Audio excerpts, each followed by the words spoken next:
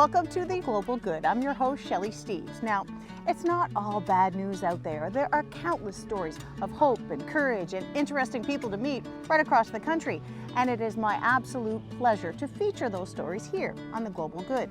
Now, our first story is about two young boys from Ontario who proved that through struggle comes strength, and if you're lucky, an unbreakable friendship. We just draw. It doesn't happen often, but sometimes in life you meet a friend who just, gets you. Meet Alex and Carson, two best buds who, like most kids their age, share a love of coloring And orange. and basketball. Let's go Raptors! But whose bond goes far beyond what most of us will ever really understand. Basically, I hate to say love at first sight, but it really was. See, Alex and Carson both have a form of cerebral palsy. They met while undergoing surgery at the Holland Bloorview Kids Rehabilitation Hospital in Toronto. Running and playing freely, like most kids, was a struggle they both shared. The muscles in his legs are overstimulated, so they're always engaged and they're always tight. Both boys underwent surgery to loosen up those tight muscles. They spent months undergoing rehabilitation therapy to regain their strength and mobility. His confidence has greatly increased. He has more mobility now. And now supporting each other's every step. They've become brothers of sorts, learning to walk again, one step at a time, together. I wish we were glued together. Alex and Carson both face more physical therapy. It won't be easy, but the unbreakable bond and the friendship these boys have built just might be the best therapy of all. Pretty cute, eh? Now on to another story of yet another Canadian whiz kid. There's a young boy in Kingston, Ontario, who is amazing his teachers and his classmates with his knowledge of the periodic table. Craig Krause now with that story.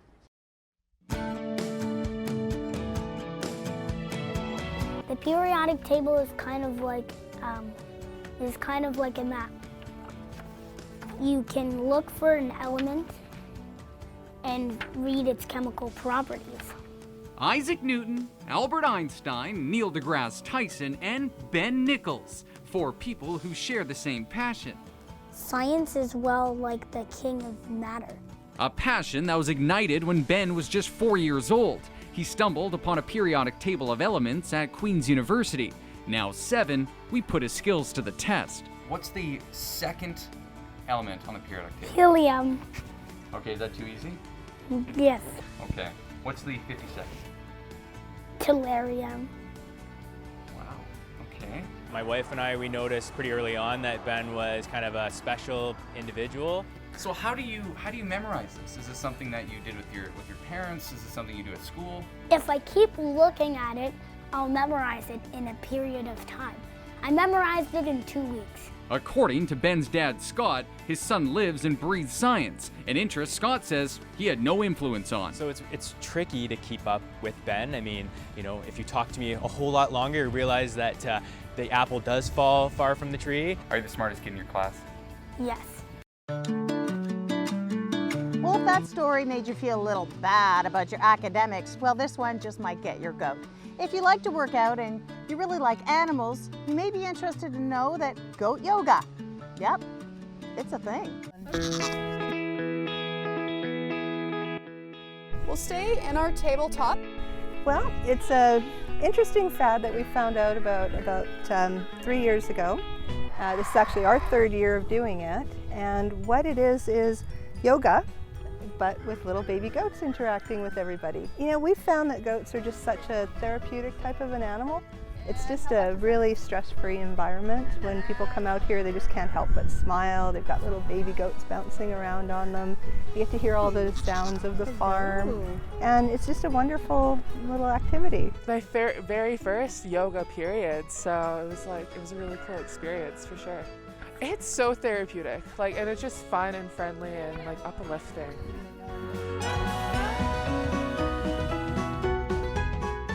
Now, there's another hopping and happening spot in Toronto. It's at a barber shop that has this kind of retro 1940s old school kind of feel. But inside that shop, there is a youthful spirit and energy that's being created by a rather unlikely barber. He's barely old enough to grow his own beard, but 16-year-old Roman Mironov is already skilled with the clippers. When you're 16 and somebody over 30 is here watching your haircuts and like asking you for advice, really can't even describe how it feels. Roman had always dreamed of becoming a barber since he was a boy. He hopped off a streetcar one day, peered through the windows of the Night Owl barbershop, and his dream became a reality. Saw Brian kind of look out the window. Looks cool, you know, this big guy, nice tattoos. Roman took a chance and reached out. I'm 13 years old, and for as long as I remember, I've always wanted to be a barber. So I looked at this and I was like, you know, what can I do here? This is a kid. Well, give him something to do for a day and send him on his way with a few jelly beans in his pocket. But those jelly beans were like seeds of opportunity. Brian says, all right, you're gonna shave my neck. And I said, what? Like, let's take a straight razor to my boss's neck. Not only had he never used a straight razor, he didn't even know what a straight razor was. He had no fear. Roman eventually took on a 2.5-year apprenticeship, and now at 16 years old, he's considered a senior barber, an inspiring old soul at the Night Owl. Well, we hope this next story inspires you to, take a stroll through the woods. I had the pleasure of meeting 86-year-old Bill Mayo of New Brunswick. He's been nominated for the Order of New Brunswick, has a bridge named after him, and he's hiking circles around people half his age. He first stepped into the woods to work with his dad at the age of 8. The woods, to me, it seems to give you a spirit. New Brunswick's Bill Mayo says there's just something spiritual about the backwoods hiking trails leading to the Bay of Fundy coast. He calls them his medicine, and the reason why he's still able to hike 42-kilometer marathons at 86 years old. I only look at it this way, you're only as old as you feel. And in my case, I do what I can and I don't do what I can't.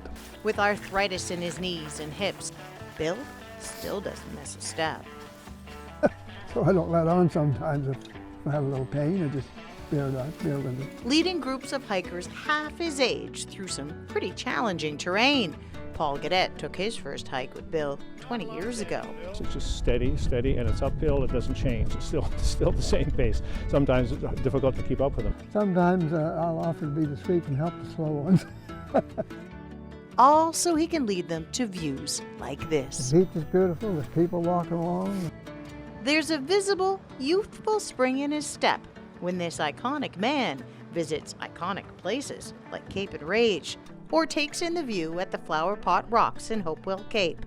Both seem to defy gravity and time. I can't take pills, so this is my medicine. Off he goes for another dose. Well, that's it for Global Good. Go ahead and send us your comments. Let us know what you think of the show. And please, send us your good news story ideas from right across the country so we can share them right here. And don't forget, click that share button and help us share some smiles. After all, it's for the global good. Ciao for now.